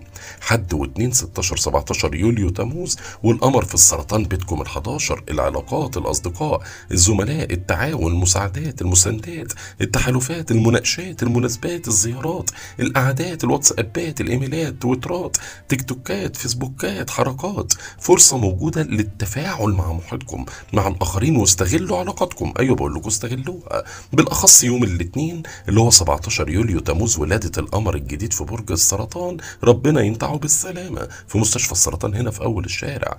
استغلوا اليوم ده في حاجة ليها علاقة بأطراف تانية، بعلاقات في حياتكم، فرص مميزة أو مناسبة أو تجمع. بأمر الله يكون يوم سعيد بخبر يجيلكم أو حاجة جديدة. 3 4 5 18 19 20 يوليو تموز، والقمر في الأسد في بيتكم ال12. لا استوب وهدي وخلي اليوم ده يعدي. 3 أيام رخمين، ما تعتمدوش على الحظوظ، ما تبدأوش قرارات، ما تبدأوش بدايات، ما تاخدوش قرارات. استخبوا، اتداروا، ما تعتمدوش على الحظوظ وبأكد عليها. احذروا الكسل والإهمال، احذروا الأعداء والحساد والمؤامرات، احذروا المشكلات في العمل والصحة. 3 أيام يعني عدوهم بأي طريقة، زق اليوم، عدي اليوم، ما جاتش من يوم. وتعالوا لي يوم الجمعة الرايق الجميل يوم 21، والقمر في العذراء وضرب نار للصباح الباكر. شوفوا اللي قلناه على الثلاث والأربع والخميس عكسه تماما يوم الجمعة. القمر عندكم في بيتكم، في مملكتكم. خدوا قرارات، ابدأوا بدايات، خلوا حوارات، ترجع الثقة، ترجع القدرة، ترجع الإمكانية، وبأمر الله يبقى يوم 100 100. والأسبوع يكون سعيد، ومن عم جوهر تستفيد، والله أعلم. حبيبي وعزيزي برج الميزان، حبايب قلب عم جوهر من زمان، نقول توقعات ونصايح وتحذيرات الأسبوع الثالث من شهر يوليو تموز، وبأمر الله تكون محظوظ ويبقى أسبوع لوز اللوز من الجمعة للجمعة، من يوم 14 ليوم 21. بس خلينا نقول إن 7 أيام مهمين، فيهم فرص واحتمالات إيجابية جدا، فيهم حاجة ليها علاقة بأطراف تانية في حياتكم، موضوع ليه علاقة بطرف تاني سواء عائلي، عملي، عاطفي، دراسي، مهني، كل واحد طبعا حسب طبيعة حياته ووضعه، لكن مش كل الميزانيين بنفس الوضع، مش هنشتغل بعض، فكل واحد حسب طبيعته، بس المشترك ما بينكم إن حاجة ليها علاقة بطرف تاني مهمة جدا خلال الأسبوع ده، تطلعوا منها بفوائد، بإيجابيات انتوا مستنيينها أو عايزينها. استغلوا علاقاتكم وعوضوا اللي فاتكم، وخلي بالكم في شوية ضغوط حلوة هتواجهكم، ما أنا هقول لكم على كل حاجة.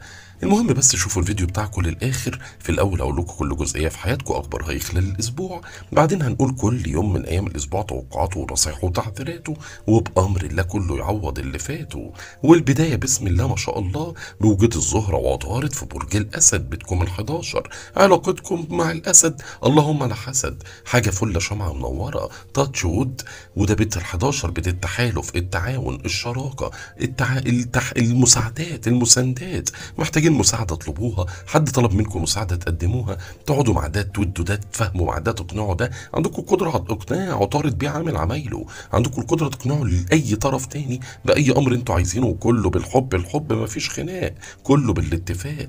استغلوا القدرة على الإقناع، ادخلوا في علاقات جديدة، حسنوا علاقاتكم الحالية، احشدوا التخلفات، هتحتاجوها، محتاجين تواجهوا بعض الأعداء أحيانا، بعض الحساد، بعض المؤامرات، محتاجين ناس تدعمكم، ناس تقف جنبكم، تأيد موقفكم، تدافع عن آرائكم، تنصحكم، ترشدكم، كل ده انتوا محتاجينه. فدوروا دايما على التحالفات في العلاقات. على فكرة الزهرة ده كوكب الحب والمال والجمال، فوجوده في برج الأسد في بيتكم ال11 يعني فرص حاجة ليها علاقة بالحب، بالارتباط، وطرف تاني يبقى هو السبب. الجمال يعني شكلكم، لبسكم، اسلوبكم، مظهركم، تعاملكم، ممكن يحصل فيها تغيير للأفضل بمساعدة طرف تاني. والأمور المالية، الأطراف التانية ممكن تبقى مأثرة معاكم جدا، برأي، باستشارة، بخبر، بمساعدة مالية، بأمر الله تظبط الدنيا.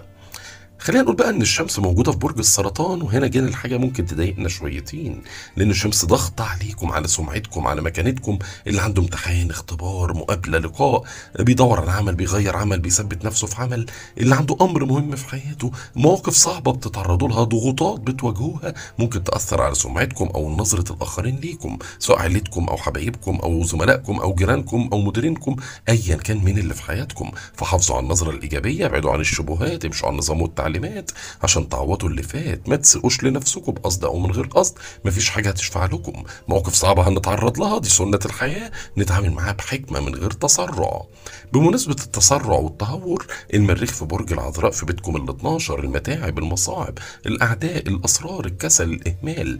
وجود المريخ يخليكم تتجاوزوا بعض المشكلات، تبقوا اعنف في مواجهتكم، تنتصروا على اعدائكم، تواجهوا الكسل والاهمال وتتحركوا. بس التسرع والتهور مصيبه كبيره، هتتهور هتتعور، ما تتسرعوش في اي قرار، في اي منافسه وانتم مش مستعدين، في اي مواجهه وانتم مش جاهزين، دايما نجهز بعدين نتحرك. طبعا المشتري في برج الثور فرصه كبيره جدا في بيتكم الثامن، انفراجات في الامور الماليه، القانونيه، الحكوميه، القضائيه، الشراكات الماليه، تستردوا فلوس ليكوا، تسددوا فلوس عليكوا، تنجحوا في تفاوض مالي، تقدروا ان انتوا يجيلكوا دعم مالي من اي طرف تاني، اب، ام، اخ، اخت، زوج، زوجه، ابناء، قرض بنك، جمعيه، ايا كان، فرص لامور ماليه مشتركه، استردادات او تسديدات، بس اخبار وشراكات حلوه بامر الله.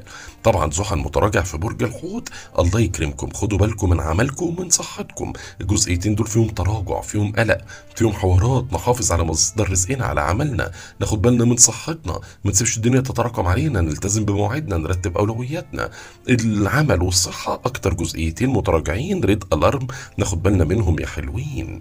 تقريبا كده قلنا كل جزئيه، نيجي بقى لكل يوم من الايام بالتفصيل. يا ميزان يا جميل انت يا جميل، نقول بدايه بيوم الجمعه والسبت 14 15 يوليو تموز، والقمر في الجوزاء في بيتكم التاسع، برج هوائي زيكم. اليومين دول فرص لسفر، فرص لتعاون، فرص لتفاهم، فرص لبدايات، لخطوات جديده، لتصحيح اخطاء قديمه، لمراجعه النفس، للتصالح مع النفس، لامور دينيه وروحانيه تحسن النفسيه.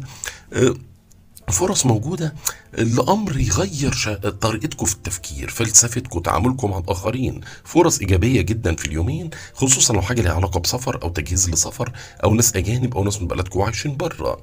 الحد والاثنين 16 17 يوليو تموز، والقمر في برج السرطان بيتكم العاشر اللي قلنا عامل عليكم ضغوطات ومواقف صعبة وسمعتكم ومكانتكم وبلا بلا بلا. هنا الحد لسه الضغوطات والمشكلات والمواقف البايخة وكل الكلام ده، انما يوم الاثنين ده ولادة القمر الجديد في برج السرطان، ربنا ينتعه بالسلامة في مستشفى السرطان هنا في اول الشارع. وهنا يوم الاثنين بامر الله يبقى مميز، تلفتوا الانظار ليكم بلبسكم، بشكلكم، بكلامكم، باسلوبكم، بطريقتكم، تبقوا مهمين، الكل يبصكم ويركز معاكم، تنجحوا في امر بتعملوه، تعدوا موقف صعب، تحافظوا على النظره الايجابيه ليكم، يبقى في حاجه لها علاقه بترقي او نجاح او خطوه تاخدوها، المهم قادرين وطالعين مستفيدين في حاجه تخص سمعتكم ومكانتكم قدام اي حد. 3 و4 وخميس 18 19 20 يوليو تموز، القمر في الاسد بيتكم ال11، بيت التحالف والتعاون والشراكه والاصدقاء والزملاء والمناسبات والزيارات وكل الكلام اللي قلناه من شويه، وقلنا نستغل علاقاتنا عشان نعوض اللي فاتنا وناخد قراراتنا في الثلاث ايام دول، لان الجمعه اللي هو يوم 21 القمر في العذراء بيتكم ال12، متاعب، مصاعب، اسرار، اعداء، كسل، اهمال، ما ناخدش قرارات، ما نبداش بدايات، ما نعتمدش على الحظوظ، واستوب وهدي وخلي اليوم ده يعدي، بس بامر الله الاسبوع يكون سعيد ومن عم جوهر تستفيد، والله اعلم. حبيبي وعزيزي برج العقرب، وجمال وحلاوة وطعامة برج العقرب والعقربة الحلوين اللي من قلبي قريبين وانتوا عارفين، نقول توقعات ونصايح وتحذيرات الاسبوع الثالث من شهر يوليو تموز، اللي بامر الله يبقى اسبوع محظوظ واسبوع لوز اللوز، يعني من الجمعة للجمعة، من يوم 14 ليوم 21، ولسه الفرص ممكنة والاماني ممكنة وكل حاجة ممكنة، والنبي الفرص موجودة حواليكم في كل حتة. في شوية ضغوطات بتقابلوها في اجزاء معينه في حياتكم، يمكن اكثرها الحته العاطفيه والعائليه اللي مش ظابطه شويه، ضغوط ماليه من فتره للتانيه، ضغوط مش عارف عمليه دراسيه، بس كل ده في الاسبوع ده تبداوا تتحركوا، تبداوا تروحوا لقدام، تبداوا تنتصروا، تبداوا تحافظوا على سمعتكم، على مكانتكم، تغيروا اوضاعكم، تتحكموا في مستقبلكم بامر ربنا طبعا، بس تمسكوا الريموت في ايديكم، انتوا اللي تقلبوا، محدش يقلب في حياتكم ولا يغير حاجه، وتبقوا انتوا اللي واخدين القرار بامر الله. عشان كده انا عايزكم تشوفوا الفيديو للاخر، في الاول هقول لكم كل جزئيه في حياتكم اخبارها ايه خلال الاسبوع، بعدين هنقول كل يوم من ايام الاسبوع توقعاته ونصايحه وتحذيراته، وكله يعوض اللي فات والله اعلم. طبعا اول جزئيه مهمه جدا وعليها العين والنيه، وجود الزهره وجود عطارد الاتنين في برج الاسد، يعني بيتكم العاشر، السمعه والمكانه، وضعكم العملي، وضعكم الاجتماعي، نظره الاخرين ليكم، حريصين جدا جدا جدا في الاسبوع ده، فرص موجوده لترقي، النجاح، لاثبات الذات، لان انتوا تاخدوا قرارات، تبداوا بدايات، ان انتوا تحلوا مشكلات، تدافعوا عن موقفكم، تلفتوا الانظار ليكم، ونار يا حبيبي نار، عايزكم تستفيدوا. الاسد برج ناري وانتوا برج مائي، وميه ونار ما فيهاش هزار، فممكن الفتره التانيه تتعرضوا لمواقف صعبه، مواقف بايخه، لازم تحددوا انتوا عايزين ايه بالظبط، تحددوا انتوا ايه اهدافكم، ايه خطواتكم، تتعاملوا مع الموقف بعقل وحكمه، ما ينفعش اي تسرع او تهور، هتتعور، بس فرص للترقي، للنجاح، لاثبات الذات، للفت الانتباه، ان انتوا تحافظوا على الصوره الايجابيه، على النظره الايجابيه، على حسن الظن فيكم، استغلوا الفتره ديت في اي امر عايزين توصلوا له، حتى لو واجهتوا امور صعبه هتقدروا عليها بامر الله. طبعا الشمس بقى في برج السرطان، وده في بيتكم التاسع، وعلاقتكم بالسرطان حلوه ما فيهاش كلام، برج مائي زيكم، والشمس بتدعمكم، فرص لسفر، فرص لمشاوير بعيده بس تكون سعيده او مفيده، فرص لردود ايجابيه مستنيينها، لتواصل مع اطراف تانية، ممكن يكونوا اجانب، ناس من بلدكم عايشين بره، توصلوا لتفاهم، تروحوا مشوار بعيد بس يكون مفيد، تغيروا فلسفتكم، تغيروا افكاركم، تعرفوا ازاي توصلوا لاموركم، ازاي تصححوا اخطائكم، وان تبدا متاخرا افضل من ان تبدا، وده يساعدكم في الامور العاطفيه، في الامور العائليه، في الامور الماليه، في الامور العمليه، في الامور الدراسيه، كل واحد حسب طبيعه وضعه وحياته، ما هو مش كل العقارب بنفس الظروف، مش هنشتغل بعض، كل واحد حسب طبيعته. طبعا المريخ في برج العذراء في بيتكم ال11، وهنا ده بيخلي فيه نشاط اجتماعي كبير، طاقة اجتماعية، طاقة في العلاقات والأطراف التانية، طاقة جنسية للأزواج، طاقة في التعامل مع الحبيب، مع القريب، مع الأصدقاء، مع الزملاء، مع أي حد في دايرتنا. ففي حالة من النشاط الاجتماعي، تكلموا ده وتودوا ده وتزوروا ده وتفاوضوا ده وترغوا مع ده وتعملوا مش عارف ايه. فتحالف، تعاون، استغلوا العلاقات، بس برضو بلاش تهور في الثقة بزيادة مع أي طرف تاني. متعرفوش النهاردة معاكم بكرة يبقى عليكم، فيبقى هاديين في علاقاتنا، ما نديش ثقتنا بسهولة، بس نطور علاقاتنا مع كل اللي حوالينا، استغلوها. المشتري في برج الثور، خلي بالكوا صح ان وجود المريخ في العذراء ممكن يعمل لكم خلاف مع زميل او صديق او حد او قريب او حد في دايرتكم بسبب تسرعكم في قراراتكم او ردود افعالكم، خدوا بالكم. المشتري بقى زي ما قلنا ببرج الثور بتكون السابع، فرص لزواج، لتحالف، لشراكة عملية، لشراكة مالية، لشراكة عاطفية، لزواج، لتحسين علاقة زوجية ما بين الأزواج، لرجوع منفصلين أو متطلقين، لمكسب مالي أو مكسب عملي عن طريق طرف تاني. من الآخر أي حاجة فيها طرفين قادرين تطلعوا منها مستفيدين يا حلوين، والأزواج فاهمين نيموا العيال بدري شويتين. زحل متراجع في برج الحوت للأسف، وده ممكن يعمل تأجيل عاطفي، لخبطة عاطفية، فراغ عاطفي، مشاكل عاطفية. فالعاطفة مش متظبطة، حبة فوق وحبة تحت وملخبطة، فمحتاجة نعمل عليها كنترول، ما نخليش عاطفتنا اللي تحركنا. وحتى لو الدنيا تعطلت، اتأجلت، اتأخرت، اتلخبطت، فترة وهتعدي.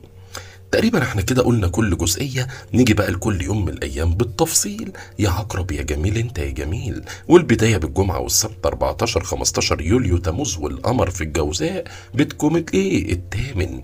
هنا نقاش مالي، تفاوض مالي، مكسب مالي، استرداد فلوس، سداد فلوس، وارد يبقى خلاف بسبب الفلوس اللي غيرت النفوس. نركز برضو مع الأمور القانونية والحكومية والقضائية، ممكن تضغط علينا شوية. طاقة جنسية، وارد تكتشفوا أسرار وأخبار تساعدكم تاخدوا قرار، كل ده وارد. يومين فيهم حاجات كتير، أهم حاجة الأمور المالية المشتركة مع أطراف تانية. حد و2 16 17 يوليو تموز، والقمر في السرطان، وضرب نار للصباح الباكر.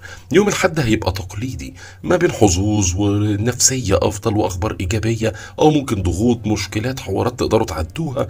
يوم ظريف لطيف خفيف هيعدي. هيجي يوم الاثنين ولادة القمر الجديد في برج السرطان، ربنا ينتعه بالسلامة في مستشفى السرطان هنا في أول الشارع. حاجة جميلة موت موت موت. بيتكم بيتكم التاسع، فرص لسفر، فرص لأفكار، لبدايات، لخطوات، لحظوظ، لترفيه، لمتعة، لحاجة جديدة تعملوها، لتصحيح مشكلة قديمة، لحل أمر ما، لنجاح في أمر ما، لطاقة نفسية روحانية دينية، حاجة تظبط النفسية. فيوم مهم جدا عايزكم تستغلوه، حتى لو واجهتوا مشاكل واجهوها ولا يهمكم، هتعدوها. 3 و4 وخميس 18 19 20 يوليو تموز، القمر في الأسد، وبيتكم العاشر، السمعة، المكانة، وضعكم العملي، وضعكم الاجتماعي، نظرة الآخرين ليكم. وهنا نحافظ على سمعتنا، ما نسقش لنفسنا بقصد أو من غير قصد، ما فيش حاجة تشفع لنا. ناخد بالنا من المواقف البايخة اللي ممكن نتعرض لها، نتصرف بحكمة وعقل على قد ما نقدر طبعا. في نفس الوقت اليومين دول يعني عايزكم تبعدوا عن الشبهات وتمشوا على النظام والتعليمات عشان ما تجيبوش لنفسكم وجع الدماغ. خميس وجمعة، لا سوري، يوم الجمعة 21 يوليو تموز، القمر في العذراء في بيتكم ال11، اللي هو العلاقات والأصدقاء والزملاء، واللي اتكلمنا عليه من شوية. قدموا مساعدات واحصلوا على مساندات وعوضوا اللي فات، والله أعلم. حبيبي وعزيزي برج القوس وجمال وطيبة قلب برج القوس الجميل، أهلا بيكم وأحلى مسا على أطيب ناس في المجرة والمجرات اللي جنبينا. نقول توقعات ونصايح وتحذيرات الأسبوع الثالث من شهر يوليو تموز. إن شاء الله يكون أسبوع محظوظ ولوز اللوز، بس عايزكم تبقوا مركزين من الجمعة للجمعة، من يوم 14 ليوم 21. طبعا من أواخر الأسبوع اللي فات وبدأ نوع من الاستقرار، نوع من التغيير في بعض الأفكار، وهنا لسه الفرصة موجودة، لسه الأماني ممكنة لاستقرار أكتر، لتغيير في بعض الأمور اللي انتوا محتاجين تغيروها، تاخدوا قرارات جديدة، تبدأوا بدايات جديدة، تحلوا مشكلات قديمة، تغيروا قراراتكم في بعض الأمور اللي انتوا خدتوها غلط أو اللي اتصرفتوا فيها غلط. فرصة للتراجع، وأن تبدأ متأخرا أفضل من أن لا تبدأ، معروفة. وطبعا الرجوع عن الخطأ أفضل من الاستمرار فيه. المهم ركزوا إن دي فترة لتحسين الأوضاع بشكل عام، ده هتعرفوه بالتفصيل بالتفصيل في توقعات برجك الجميل، فشوفوا الفيديو بتاعكم للاخر. في الاول هقول لكم كل جزئيه في حياتكم اخبارها خلال الاسبوع، بعدين هنقول كل يوم من ايام الاسبوع توقعاته ونصايحه وتحذيراته، وبامر الله كله يعوض اللي فات والله اعلم. نبدا بالحته الايجابيه الجميله المية مية، وجود الزهره وجود عطارد الاتنين في برج الاسد، اللهم لا حسد. برج ناري زيه زيكم نار يا حبيبي نار، بيتكم التاسع.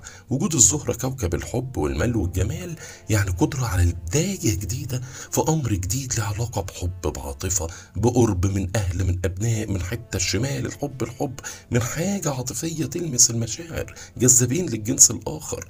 وارد تعملوا اتصالات كتير، تعملوا مشاوير كتير ليها علاقه بامر عاطفي او حاجه ليها علاقه بالجمال والاهتمام بالنفس، راجل او ست لا استثني احدا.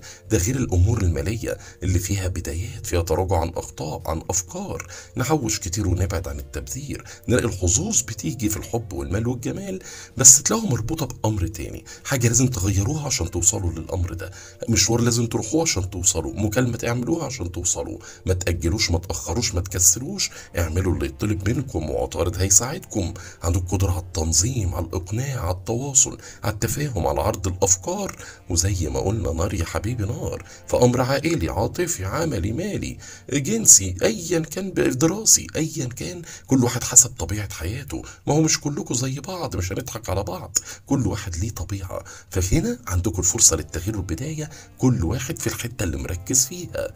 الشمس في برج السرطان طبعا في بيتكم الثامن عامله قلق، ما السرطان مائي وانتوا ناري، وميه ونار قلق وحوار. والبيت الثامن يعني احذروا الخلافات الماليه مع اطراف تانية، الفلوس غيرت النفوس، ركزوا في الامور القانونيه والحكوميه والقضائيه، ما ينفعش فيها لانها مضغوطه، فما ينفعش ناجلها او نكسل او نهمل فيها. في نفس الوقت اي تفاوض مالي او نقاش مالي او استرداد فلوس او سداد فلوس او شراكه ماليه لازم تبقى عينيكم في وسط راسكم، مركز انت وهو وهي. والمريخ طبعا في العذراء في بيتكم العاشر، السمعه والمكانه، عندكم الطاقه والحماس والنشاط والقدره انكم تظهروا، الكل يبص لكم باهتمام يركز معاكم، تلفتوا الانظار ليكم بلبسكم بشكلكم بكلامكم بتصرفاتكم. ودي اهم حاجه عندي، تصرفاتكم ردود افعالكم هي اللي هتحكم. وارد تتعرضوا لمواقف صعبه مواقف بايخه، رد فعلكم هو اللي هيفرق، هتتسرعوا هتتهوروا هتتعوروا، هتهدوا وتتصرفوا بحكمه هتعدوا هتوصلوا للي انتوا عايزينه. في امر عملي في امر دراسي في ايا كان ايه، حاجه تخص سمعتكم مكانتكم النظره الايجابيه ليكم، سواء من مديرينكم موظفينكم زملائكم ايا كان مين حتى لو جيرانكم. وبامر الله الامور العمليه والصحيه لسه فيها انفراجات، ما هو المشتري كوكب الحظ في برج الثور في بيتكم السادس العمل والصحه، فندور في الامور العمليه للانفراجات، على الامور الصحيه وانفراجاتها ندور، ما نستناش الحاجه تجيلنا لغايه عندنا، واكيد ربنا هيكرمنا. طبعا الامور العائليه هي اللي بعافيه شويه، زحل متراجع في الحوت عامل قلق بصراحه لينا كلنا، فخدوا بالكم من المشاكل العائليه من الالتزامات المنزليه، مشتريات اصلاحات توضيبات صيانات عزال انتقال تاخير في امر ما تاجيل مشكله عائليه طوارئ.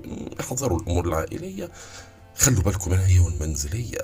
اوفر اول تقريبا قلنا كل جزئية. نيجي بقى لكل يوم من الأيام بالتفصيل يا قوس يا جميل أنت يا جميل. والبداية بالجمعة والسبت 14 15 يوليو تموز والقمر في الجوزاء بيتكم السابع، وهنا ده سلاح ذو حدين، ما بين إن فرص لتحالف وتعاون وشراكة وزواج وأي حاجة فيها طرفين تطلعوا مستفيدين، ما بين مشاكل ما بين الأزواج اللي أصلا علاقتهم ضعيفة، ما القمر مواجه ليكم معاكس ليكم، فحضروا الضغوط في العلاقة الزوجية الضعيفة، الضغوط في العلاقة مع شريك العمل أو المال لو أصلا في مشاكل في العلاقة أو الشراكة.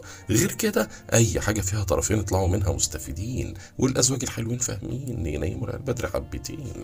يوم الحد والاثنين 16 و17 يوليو تموز القمر في السرطان بيتكم الثامن. هنا خلينا نقول الحد حماده والاثنين حماده تاني خالص او النبي، لان الحد هيبقى للقمر في بيتكم الثامن لسه الضغوط في الامور الماليه المشتركه، الضغوط مع شركاء العمل او المال، الضغوط القانونيه والحكوميه والقضائيه، وهوبا نيجي على يوم الاثنين ولاده القمر الجديد في برج السرطان. يا سلام يا سلام، ربنا ينتعه بالسلامه في مستشفى السرطان هنا في اول الشارع. ولاده القمر معاه حدث سعيد بالنسبه لكم في اموركم الماليه، استرداد فلوس، دعم مالي من اب من ام من اخ من اخت من زوج من زوجه من ابناء من اي حته، من قرض من عمل، المهم يجي قرشين، ممكن جمعيه. بس يوم 17 يوم الاثنين الاهتمام بالامور القانونيه والحكوميه والقضائيه، انفراجات فيهم او نجاح او مكسب، النجاح في الشراكات الماليه، في استرداد الفلوس او سداد الفلوس، في النقاش والتفاوض المالي بشكل عام. 3 4 5 18 19 20 يوليو تموز، القمر في الاسد، بيتكم التاسع. زي ما قلنا اللهم لا حسد، فرص لسفر عملي او ترفيهي داخلي او خارجي، فرص لتعاون مع اطراف تانية، وارد اجانب او ناس من بلدكم عايشين بره، وارد يكون في فرص لمشوار بعيد، اتصالات تجيلكم، ردوا على اي مكالمه وروحوا اي مشوار، وبامر الله تستفيدوا في الثلاث ايام دول في بدايه في امر جديد او تغيير امر، ويكون سعيد. الجمعه يوم 21 القمر في العذراء في بيتكم العاشر، السمعه والمكانه ووضعكم العملي والاجتماعي والنظره الايجابيه ليكم، ابعدوا عن الشبهات وامشوا على النظام والتعليمات، ما تسيئوش لنفسكم بقصد او من غير قصد عشان ما فيش حاجه هتشفع لكم، واللي بيدور على عمل بيغير عمل بيثبت نفسه في عمل، عنده لقاء مقابله اي امر حساس استعدوا له بامر لا تعدوه، والله اعلم. حبيبي وعزيزي برج الجدي وجمال وحلاوة برج الجدي قائد المرحلة الجميل، أهلا بيكم وأحلى مسا على عيونكم الحلوين، ونقول توقعات ونصايح وتحذيرات الأسبوع الثالث من شهر يوليو تموز، بأمر الله يبقى أسبوع محظوظ ولوز اللوز. طبعا من الجمعة للجمعة، من يوم 14 ليوم 21، طبعا 7 أيام مهمين. أنا عايز أقول لكم حاجة يا جدي، انتوا الفترة اللي فاتت والفترة دي والفترة اللي جاية اي حاجة فيها اتنين لازم تطلعوا منها مستفيدين، وهي الفترة دي شغالة معاكم على اتنين، دايما طرف تاني له علاقة بأي حاجة في حياتكم، سواء امر مالي، امر عملي، امر عاطفي، امر دراسي، امر جنسي، امر عقاري، ايا كان، كل واحد حسب طبيعة حياته، ما هو مش كل الجدي ليهم نفس الظروف، مش هنشتغل بعض، اللي مهتم بامور دراسية، اللي مهتم بامور عاطفية، ايا كان في طرف تاني مؤثر بشكل كبير. في ضغوطات في العلاقات موجودة مش هننكرها ولا نخبيها، بس في فرص، في احتمالات لنجاح. طب الضغوطات موجودة في انهي جزئية والنجاحات والفرص في انهي جزئية؟ ده اللي هتعرفوه بعد شوية يا حبايب قلبي وعينيا، فشوفوا الفيديو بتاعكم للآخر، لأن في الأول هقول لكم كل جزئية في حياتكم أخبارها إيه خلال الأسبوع، بعدين هنقول كل يوم من أيام الأسبوع توقعاته ونصايحه وتحذيراته، وبأمر الله كله يعوض اللي فات والله أعلم. طب نبدأ بالحتة الإيجابية البامبي المنورة الجميلة دي، وهي وجود الزهرة ووجود عطارد الاتنين في برج الأسد، اللهم لا حسد، حاجة كده نقاوة النقاوة، حلاوة الحلاوة، نقدة فرص في بيتكم الثامن يعني الأموال المشتركة. مبدئيا الزهرة ده كوكب الحب والمال والجمال، يبقى الحاجة اللي ليها علاقة بحب، بعاطفة، بجنس، بحاجة، والمشاكل فيها مالية تتحل بأمر الله، مشاكل قانونية أو حكومية أو قضائية تتحل بأمر الله، حاجة ليها علاقة بالأموال اللي بيننا وبين أطراف تانية، نسترد فلوس، نسدد فلوس، نكسب مكسب مالي، دعم مالي من اب، من ام، من اخ، من اخت، من زوج، من زوجه، من ابناء، من قرض، من جمعيه، من بنك، من شراكه، من مصلحه، من كوميشن، من سبوبه، من ايا كان، والنبي الفرص والاحتمالات كبيره في الفتره دي بشكل كبير. الزهره هيعمل معاكم السليمه، هيعمل معاكم الصح بزياده، لا وعطارد كمان يديك قدره على التفاوض، النقاش المالي، تجيبوا حقكم من بق الاسد، تسددوا اللي عليكم، تتفاوضوا، تناقشوا، تركزوا في امور قانونيه وحكوميه وقضائيه وشراكات ماليه ورايحه جايه، وحاجه جميله موت. استغلوا الفتره دي في اي حاجه لها علاقه بالفلوس اللي غيرت النفوس مع اطراف تانية، بس بحرص طبعا، لان الشمس في برج السرطان دي بقى عامله الغلط، مواجهه لينا معاك سلينا فضغطه في بيتنا السابع، والبيت السابع ده بيت التحالف والتعاون والشراكه والازواج، فممكن تضغط على العلاقه مع شريك العمل او المال لو الشراكه اصلا ضعيفه، تضغط على العلاقه الزوجيه لو العلاقه اصلا فيها مشاكل، ففي ضغوط في العلاقات والشراكات بسبب ان هي ضعيفه او في مشاكل، مفيش اساس، مفيش اتفاق، فهنا انتوا شطارتكم تحتووا وتلموا، بس في طاقه لشراكه ماليه جديده، لشراكه عمليه جديده، لزواج، لخطوات في اتجاه زواج، وزي ما قلت اي حاجه فيها طرفين قادرين تطلعوا منها مستفيدين، بس العلاقات الضعيفه ياخدوا بالهم يا حلوين. طبعا بقى المريخ في برج العذراء في بيتكم التاسع، فوارد يبقى فيه سفر كتير او تفكير في سفر او تعامل مع اجانب او ناس من بلدكم عايشين بره، تحركات، مشاوير بعيده بس تكون مفيده، اتصالات بناس من بلدكم عايشين بره او ناس اجانب او ناس بعيد عنكم، اي مشوار روحوا، اي مكالمه اعملوها، بس خلي بالكم انتوا سايقين عربياتكم، اهدوا في قراراتكم، ما تتسرعوش، فتره للبدايات بس مش عايزه تسرعات بسبب المريخ. طبعا المشتري في الثور في بيتكم الخامس العاطفه، احنا قلنا الازواج بينهم مشاكل وخناقات الفتره دي، وده متوقع مش هنستغرب له، انما في فرص لارتباط، لاعجاب، لانجذاب، الاستمتاع لجنس بين الازواج، الخروجه الفسحه لاي حاجه كده تريح النفسيه وتظبط الكلام، الحته العاطفيه والترفيهيه والنفسيه برغم الضغوط اللي انتوا عايشينها، بس قادرين ان انتوا تتبسطوا او تفكوا عن نفسكم او عن اللي حواليكوا، وانا بقول لكم اتبسطوا ولا يهمكم. طبعا زحل متراجع في الحوت، وده ممكن يعمل لكم بعض التاجيلات او التاخيرات او يقلل لكم قدراتكم وامكانياتكم، تلاقوا نفسكم ذهنكم مش حاضر زي الاول، حاجه بتتاخر، حاجه بتتاجل، بتتوتروا، مش عارفين تفاوضوا او تناقشوا بشكل ممتاز زي زمان. ودي فتره قليله وهتعدي، وانتوا هتعدوها وهتعدوا ابوها، انا عارفكم. كده تقريبا قلنا كل جزئية، نيجي لكل يوم من الأيام بالتفصيل. يا جدي يا جميل انت يا جميل. ونبدأ بالجمعة والسبت 14-15 يوليو تموز، والقمر في برج الجوزاء في بيتكم السادس، العمل والصحة. يومين حتى لو انتوا اوف اجازة، بس تلاقوا التزامات، مسؤوليات، انشغالات، محتاجين تنظيم اوقات، وارد تحسوا بضغوطات تعمل ارهاق واجهاد، يبقى ناخد بالنا من مسؤولياتنا وناخد بالنا من صحتنا. يومين يبانوا سهلين بس هيبقوا مضغوطين والله اعلم. حد واثنين 16 و17 يوليو تموز، القمر في السرطان، الحد حماده والاتنين حماده تاني خالص. الحد وارد يبقى فيه ضغوط في العلاقه الزوجيه لان القمر هيبقى مواجه لبيتكم السابع، فيحصل ضغوط على العلاقه الزوجيه، ضغوط مع شريك العمل او المال، عند وجدال، شويه حوارات ملهاش 60 لازمه. بس تعالوا لي يوم الاثنين، ولاده القمر الجديد في برج السرطان، ربنا ينتعه بالسلامه في مستشفى السرطان هنا في اول الشارع. وهنا بامر الله يبقى يوم مميز في تحسين علاقه زوجيه، حصل خناقه يوم الحد تتحل الاثنين، تحسين الاوضاع، رجوع المنفصلين والمطلقين، حب وغرام، فرص لزواج، فرص لشراكه ماليه او عمليه، تحسين العلاقه بالشركاء، اخبار ايجابيه ليها علاقه باطراف تانية واي حاجه فيها طرفين، يوم الاثنين اطلعوا منها مستفيدين. والازواج الحلوين فاهمين، نيموا العيال بدري حبتين. 3 و4 وخميس 18-19-20 يوليو تموز، والقمر في برج الأسد بيتكم الثامن، اهتمام بأمور قانونية أو حكومية أو قضائية، اهتمام بأمور مالية مع أطراف تانية، اهتمام بأخبار وأسرار تساعدكم تاخدوا قرار. هنا أنا عايزكم تبقوا مركزين وانتوا بتستردوا فلوس، بتسددوا فلوس، وانتوا بتاخدوا أي قرار مالي أو بتناقشوا أمور مالية.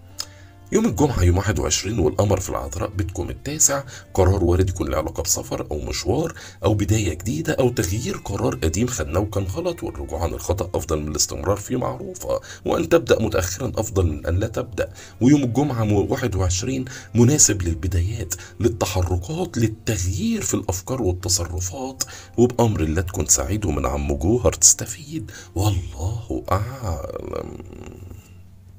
حبيبي وعزيزي برج الدلو، وجمال وحلاوة وطعامة وشقاوة برج الدلو الجميل، أهلا بيكم وأحلى مسا على عيونكم الحلوين. ونقول توقعات ونصايح وتحذيرات الأسبوع الثالث من شهر يوليو تموز، يا رب يكون أسبوع محظوظ ولوز اللوز، من الجمعة للجمعة، من يوم 14 ليوم 21، 7 أيام مهمين، فيهم عمل، فيهم صحة، فيهم أطراف تانية مؤثرة في حياتكم. ركزوا في علاقاتكم، فترة فيها استرداد لأموال، لسداد أموال، اللي تفاعل مع محيطنا، مع أهلنا، مع جيراننا، مع حبايبنا، أمور كتير إيجابية هتساعدكم وتحسن النفسية في أكتر من جزئية. بس في ضغوط، في التزامات، في مسؤوليات ما التزمتوش بيها هتزعلوا وتجيبوا ناس تزعل. هنلتزم وهنتعب وهنجتهد، والنبي ده فيه حلويات وقطايف، حاجة كده وش القفص. طبعا قبل ما نقول بقى ايه اللي جوه القفص، لازم تشوفوا الفيديو بتاعكم للآخر. في الأول هقول لكم كل جزئية في حياتكم أخبارها ايه خلال الأسبوع، بعدين هنقول كل يوم من أيام الأسبوع توقعاته ونصايحه وتحذيراته، وبأمر الله كله يعوض اللي فاته والله أعلم.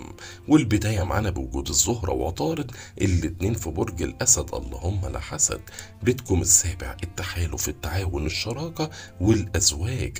الفترة من أفضل الفترات ما فيهاش كلام للزواج، لعلاقة تؤدي لزواج، لشراكة مالية جديدة، شراكة عملية جديدة، تعاون مع أطراف تانية. في نفس الوقت ده فرص لتحسين علاقات زوجية، فرص لرجوع منفصلين أو متطلقين، فرص لتحسين العلاقة مع شريك العمل أو المال، لحل الخلافات، للتواصل، للتفاهم، للدعم. من انتوا محتاجين تحالف وناس تقف جنبكم تدعمكم، هي دي فترتكم. عطارد يساعدكم في الإقناع، في التواصل، في التفاهم، في عرض الأفكار، في تقريب وجهات النظر، في حل الخلافات. عندكم فترة ممتازين وشاطرين قوي في الموضوع ده خلال الأسبوع. وجود الزهرة كوكب الحب والمال والجمال يساعدكم في ال3 أمور الامور اللي قلنا عليهم. حاجه ليها علاقه بالحب طرف تاني ياثر فيها، حاجه ليها علاقه بالمال تلاقوا طرف تاني مؤثر فيها، حاجه ليها علاقه بالجمال بالشكل بالاهتمام تلاقوا طرف تاني مؤثر فيها. بس بامر الله اي حاجه فيها طرفين لازم تطلعوا مستفيدين، والازواج الحلوين فاهمين. ننيم العيال بدري حبتين. طبعا الشمس وجودها في السرطان عامله معاكم الغلط بصراحه في بيتكم السادس، فتلاقوا ضغوطات عمليه، مسؤوليات من فتره للتانيه، سواء مسؤوليات في عمل، في دراسه، في عاطفه، في مال، في اي امر حسب كل واحد طبيعه حياته. ما هو مش كل الدلوة حياتهم زي بعض، اكيد طبعا مختلفه، ما احنا مش هنضحك على بعض، فكل واحد حسب وضعه. بس في ضغوطات في المسؤوليات، ممكن مسؤوليات منزليه ما هي عمل، مسؤوليات عمليه دراسيه عائليه شخصيه ماليه مهنيه، فتركزوا عشان الضغوطات زايده وممكن تعمل ارهاق واجهاد. فناخد بالنا من صحتنا قوي قوي قوي في الفتره دي، نوازن ما بين مسؤولياتنا وما بين صحتنا. بس الحتتين دول مضغوطين، مش هشتغلكم يعني واضحك عليكم. المريخ بقى اللي في برج العذراء في بيتكم الثامن، عندكم الطاقه والقدره في النقاش المالي، متسارعين في قراراتكم الماليه بس قادرين تستردوا فلوس ليكم، تسددوا فلوس عليكم، تحلوا خلاف مالي، تقنعوا اللي قدامكم، توصلوا.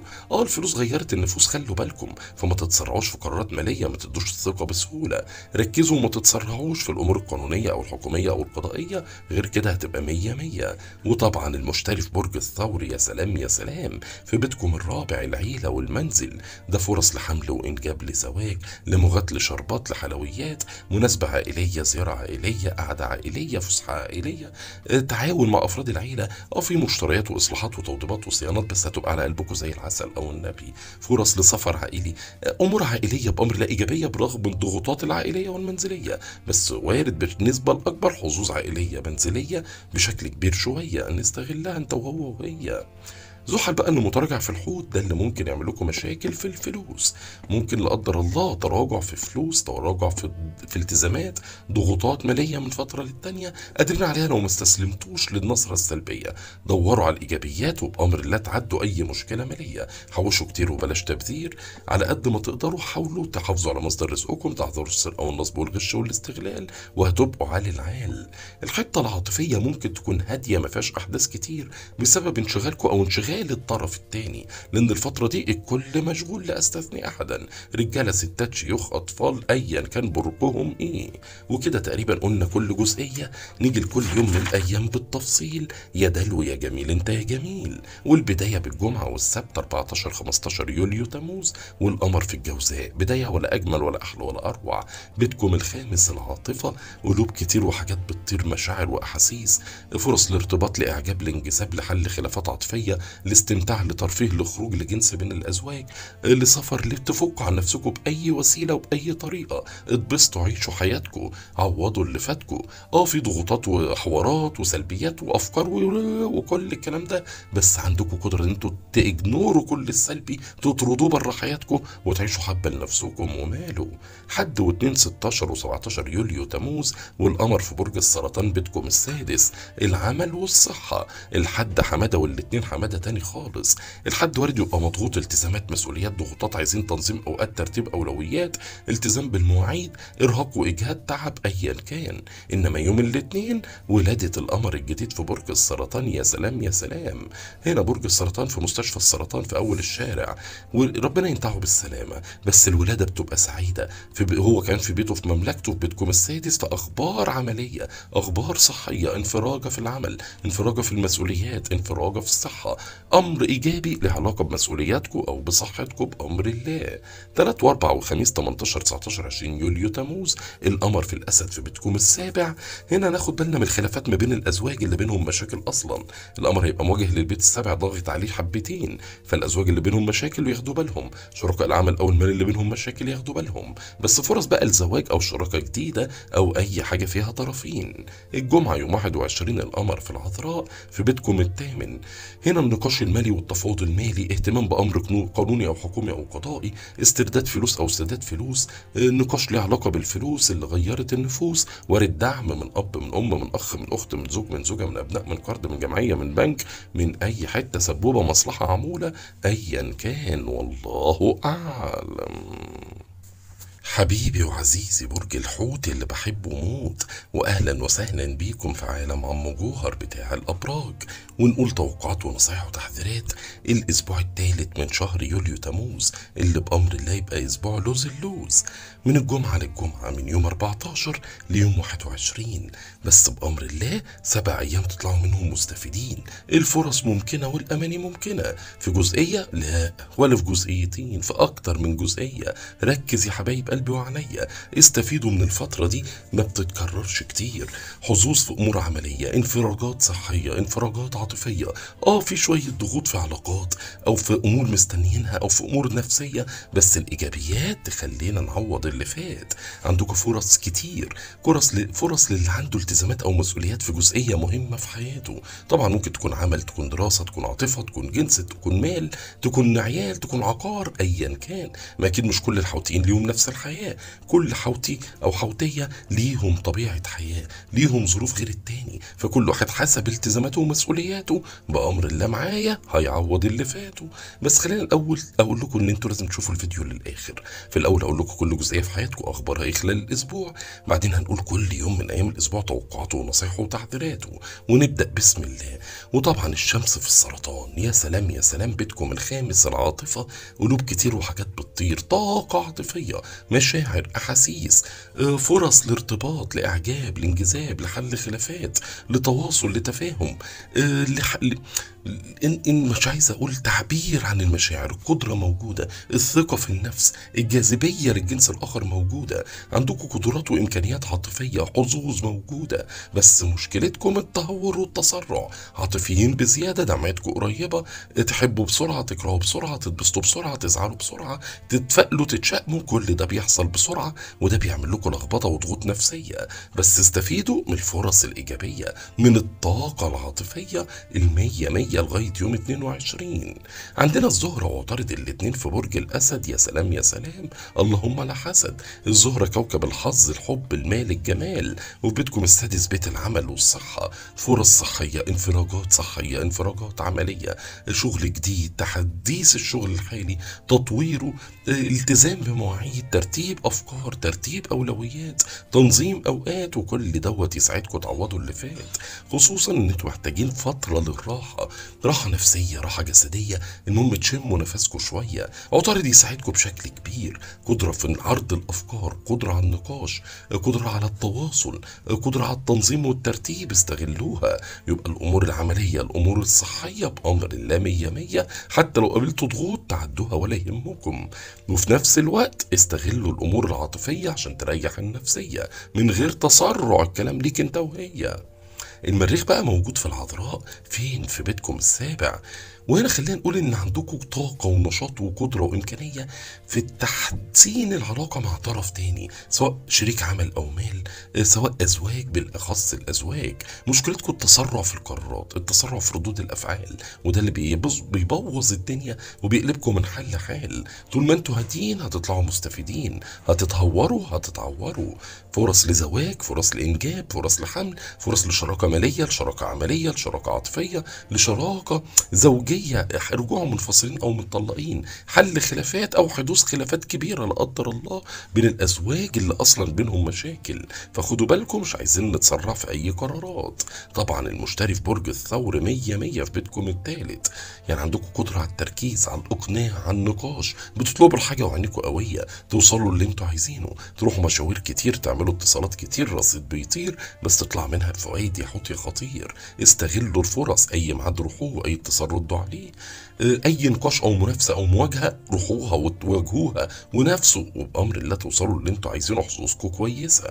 طبعا زحل موجود عندكم متراجع، فضاغط عليكم، بيعملوا لكم تاجيلات، بيعملوا لكم ركود، بيعملوا لكم لخبطه نفسيه، لخبطه عاطفيه، بيبوظ مودكم، بيأخر لكم، بيضغط عليكم، وكل دي اختبارات هتعدوها، ربنا هيكرمكم. هتستسلموا لها هتزعلوا وتجيبوا ناس تزعل معاكم. تقريبا كده احنا قلنا كل جزئية. نيجي بقى الحتة المالية، هي هادية ومستقرة إلى بحد كبير، يعني مفيش ولا ضغوط ولا انفراجات مالية أو الدنيا بين البنين. كده قلنا كل جزئية. نيجي لكل يوم من الأيام بالتفصيل. يا حوت يا جميل أنت يا جميل. والبداية بالجمعة والسبت 14 15 يوليو تموز، والقمر في الجوزاء في بيتكم الرابع. العيلة والمنزل، يومين عائليين منزليين بامتياز. قعدات عائلية، زيارات عائلية، مناسبات عائلية، خروجات عائلية، تفاهم عائلي، خلافات عائلية. وارد يكون في مصروفات، التزامات، إصلاحات، توضيبات، صيانات، فتعمل خلافات. فاهدوا على نفسكم وعلى اللي حواليكم. اهتموا بعيلتكم وخليكم قد المسؤولية، واحذروا الطوارئ لأحد أفراد العيلة لا قدر الله. ممكن اهتمام بأمر له علاقة بالعقار. حد واتنين 16 17 يوليو تموز، والقمر في السرطان وضرب نار للصباح الباكر. برج مائي زيه زيكم وبيتكم الخامس العاطفة، والشمس كمان في السرطان وليلة كبيرة سعادتك. الحد خلينا نقول يوم ظريف لطيف خفيف، حتى لو في ضغوط تقدروا تعدوها، في التزامات تقدروا تنجزوها، في أخبار كويسة، استمتاع، ترفيه، أمور ظريفة. يوم الاثنين حمادة تاني خالص، ده ولادة القمر الجديد في برج السرطان، ربنا ينتعه بالسلامة في مستشفى السرطان هنا في أول الشارع. هنا ولادة القمر وفي بيته في برج السرطان بيبقى في حدث سعيد ليكم في الحتة العاطفية، يا بتصالح يا برجوع يا بفرصة يا بتعبير عن مشاعر يا بارتباط يا بإعجاب يا بانجذاب، بس بأمر الله حدث عاطفي سعيد. ممكن يكون خلاف عائلي ويتحل يوم الاثنين، ممكن خلاف عاطفي ويتحل مع الحب الحتة الشمال، مع الأهل مع الأبناء مع أي حد قريب لقلبنا. بس يوم مميز الاثنين 17 يوليو تموز. 3 4 خميس 18 19 20 يوليو تموز، القمر في الأسد بتكون السادس العمل والصحة. هنا ممكن يكونوا يومين مضغوطين، التزامات، مسؤوليات، ضغوطات، انشغالات، ننظم الأوقات، نرتب الأولويات عشان نعرف نعوض اللي فات. كتر الإرهاق، كتر الضغوطات بتعمل إرهاق وإجهاد، فخدوا بالكم قوي قوي قوي من صحتكم ومن عملكم والتزاماتكم، ما تسيبوش الدنيا تتراكم عليكم. يوم الجمعة 21 يوليو تموز، القمر في العذراء في بيتكم السابع، وده سلاح ذو حدين، ما بين فرص لزواج، لشراكة مالية، لشراكة عملية، للتعاون مع أطراف تانية، ما بين إن القمر مواجه لكم عاكس ليكم، فممكن يعمل خلافات ما بين الأزواج أو شركاء العمل أو المال اللي بينهم أصلا مشاكل في الأساس. بس أوفر أول بأمر الله الأسبوع يكون سعيد، ومن عمو جوهر تستفيد، والله أعلم.